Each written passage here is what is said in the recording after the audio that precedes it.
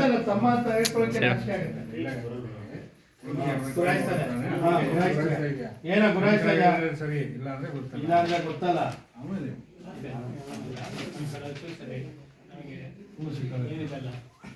ಅದು ಸೆಟಲ್ ಹೇಳ್ಬೇಕಂಗಿಲ್ಲ. ಸ್ವಲ್ಪ ಸೆಟಲ್ ಗುರಾಯಿಸಿದ್ಯಾ ಕಣ್ ಕೆಳಗಿರ್ತ ಕಣ್ ಕೆಳಗೆ ಏನಾಯ್ತು ಅಪ್ಪ ಅಮ್ಮ ಏನೋ ಕೆಲಸ ನಿಂಗಿಲ್ಲ ಅಪ್ಪತ್ತ ಗುರಾಯಿಸ್ತಾವನ್ನ ಏನೋ ಗುರಾಯಿಸಿದ್ಯಾ ಕೆಳಗಿಲ್ಸ ಕಣ್ಣನ್ನ ಕಣ್ ಕೆಳಗಿಲ್ಸ ಇಲ್ಲ ಅಂದ್ರೆ ಗೊತ್ತಲ್ಲ. ಇಲ್ಲಾಂದ್ರೆ ಗೊತ್ತಲ್ಲ ಬಿಳಿ ಪಟ್ಟೆ ಯಾರು ಸರಿ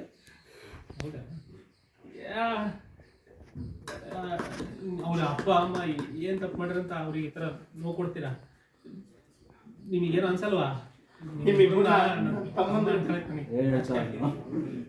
ಏನ ಹೇಳ್ತೀಯ ನೀನು ಮಾತಾಡ.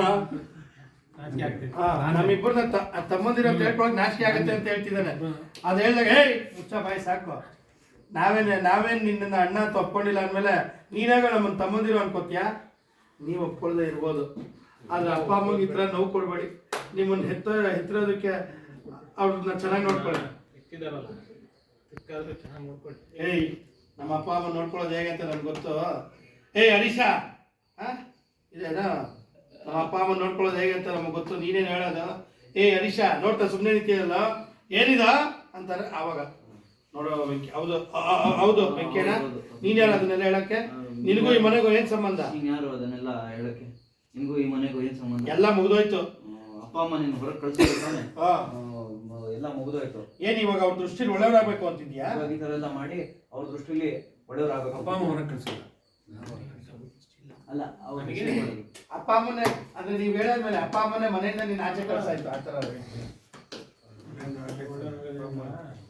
ತರ ಮುಚ್ಚು ಇಲ್ಲ. ನೀವಿಬ್ರು ಒಳ್ಳೆಯವರಾಗಿ ಕಳ್ಸಾಗಿದೆ ತಾನೆ ಅಂತ ನಿಮ್ಮಿಂದ ಒಳ್ಳೆತನ ಪಾಠ ಮನೆ ಹತ್ರ ಬಂದು ಹೊರಗೆ ನಿಲ್ಲಿಸಿದ್ರೆ ಅದು ತುಂಬ ಉಪಕಾರ ಆಗುತ್ತೆ. ಅದನ್ನ ಹೇಳೋದಕ್ಕೆ ಹರಿ ಹರಿ